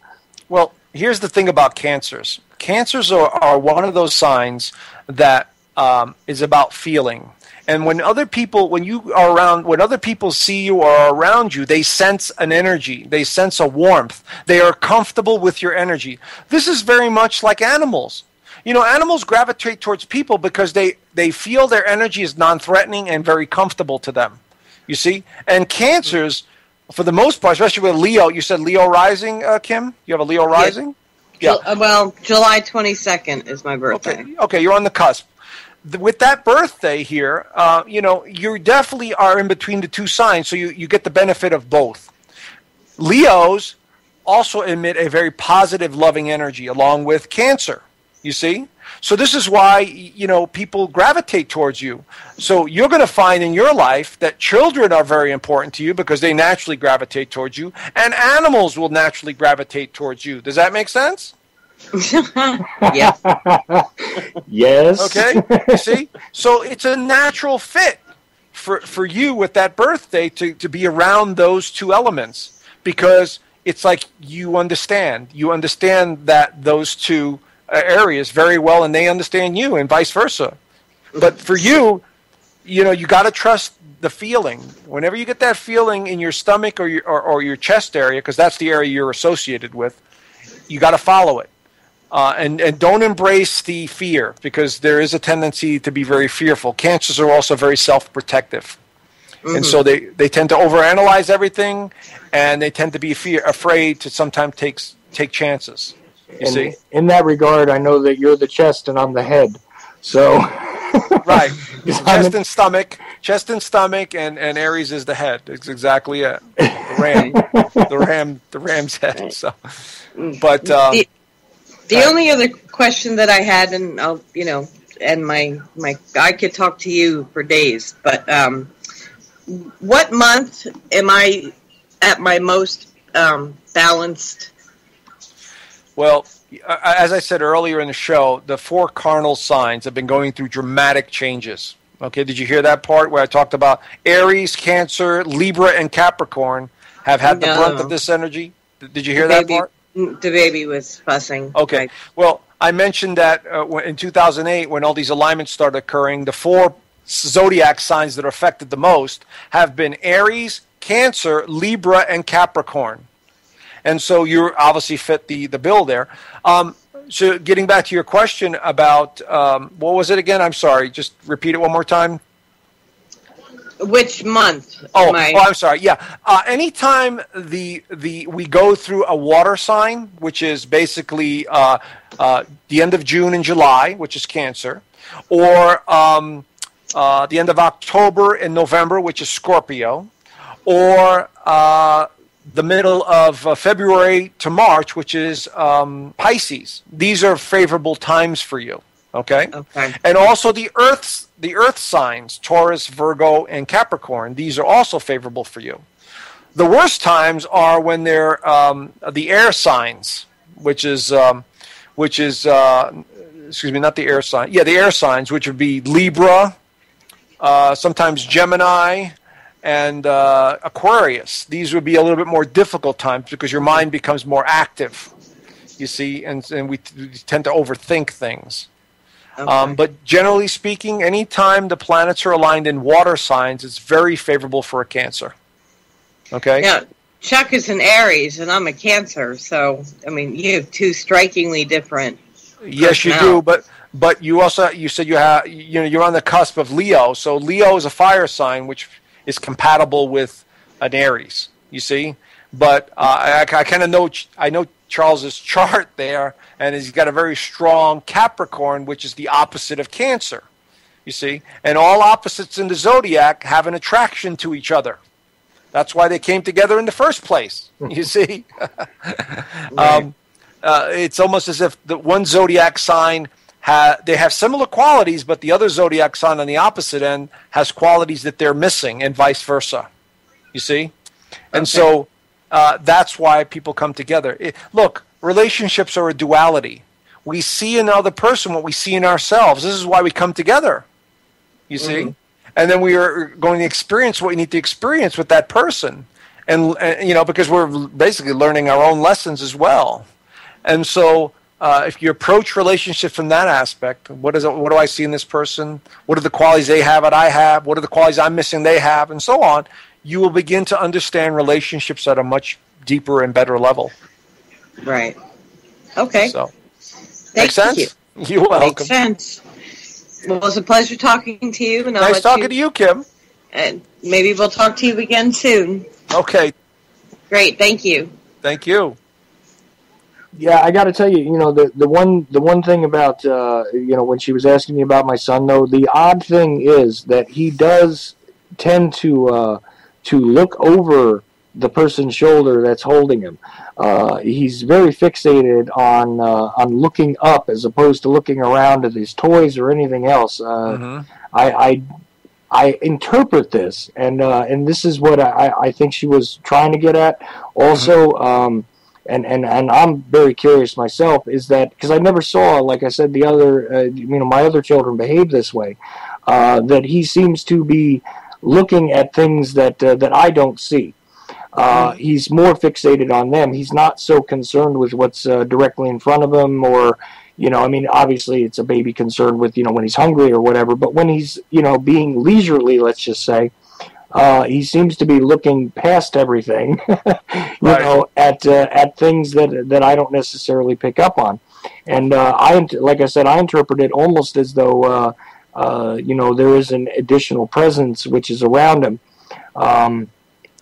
Partially, I guess it's because of my tendency, which is very odd, to really examine the past and those that have passed on and things like that.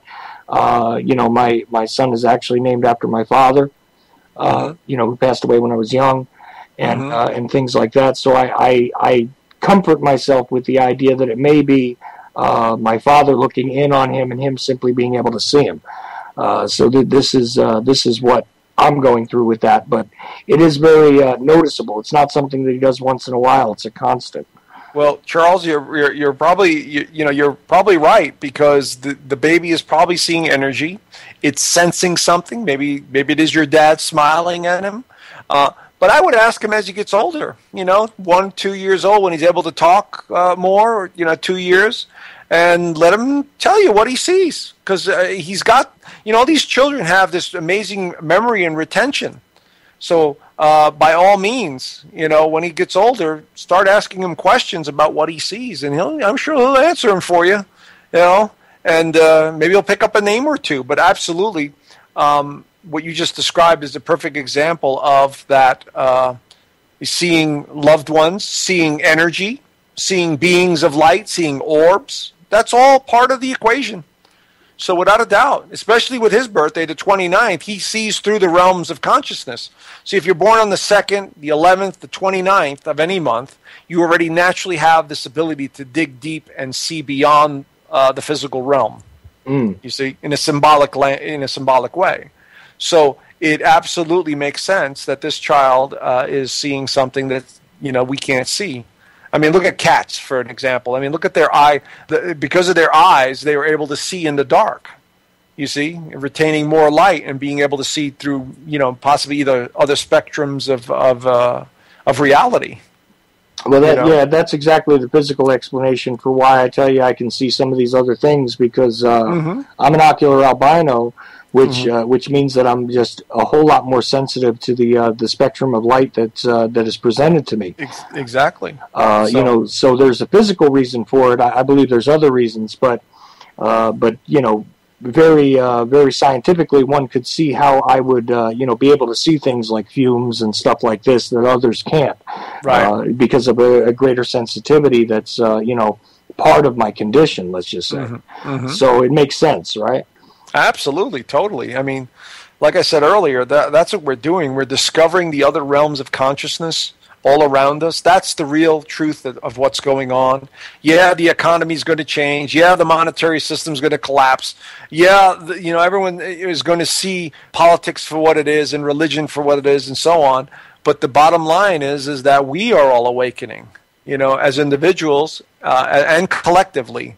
And that's what's really happening. And that's what I encourage people to continue to do, to investigate all this stuff. Don't take my word for it. Investigate it. What does this mean? What is the symbolism? Who am I? So on and so forth. And you'll get to eventually get to the same answer that many of us have, that we're spiritual beings in a physical body having a human experience. Bottom line, that's it. Absolutely. And I'll tell you something. We're just about out of time, actually. We've got about 5 or 6 minutes left. I think 5. Just to let you know.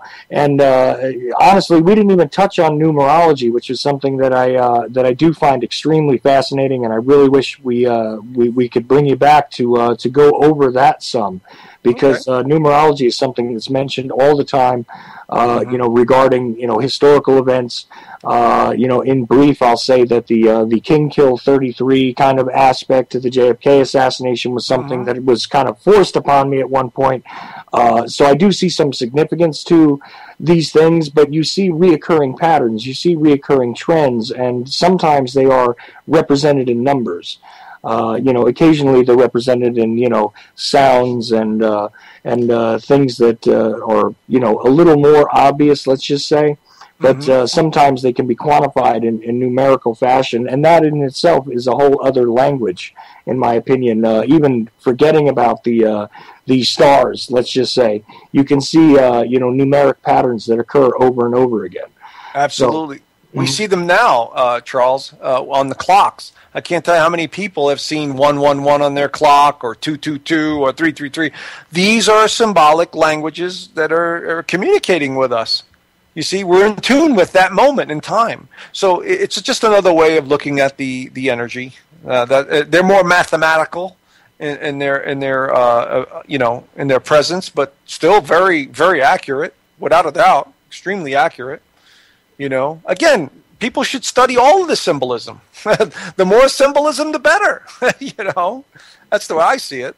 Absolutely, and there's always something to be learned one way or another, because these symbols do reoccur. They have reoccurred for longer than recorded history. Let's just say, and it is valuable to understand a great many things in archaeology, in the sciences as they exist, in the politics as they play themselves out. I think all of these things, if they are understood through this lens, become a great deal more clear in one's mind. And that's not to say that all answers can be found in studying these things, but some answers certainly can.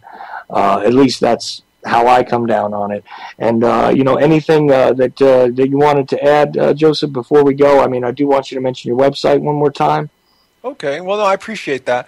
The bottom line, folks, is that start to understand and change the language of your thinking. It's not just motivation, by saying these meditations. Please remember who you are. You're a spiritual being having a human experience. Say that before you go to sleep at night. Say that when you're depressed or not feeling well or things are not going your way. Say that. Engage in nature. Webcam microphone up close. Webcam microphone up close.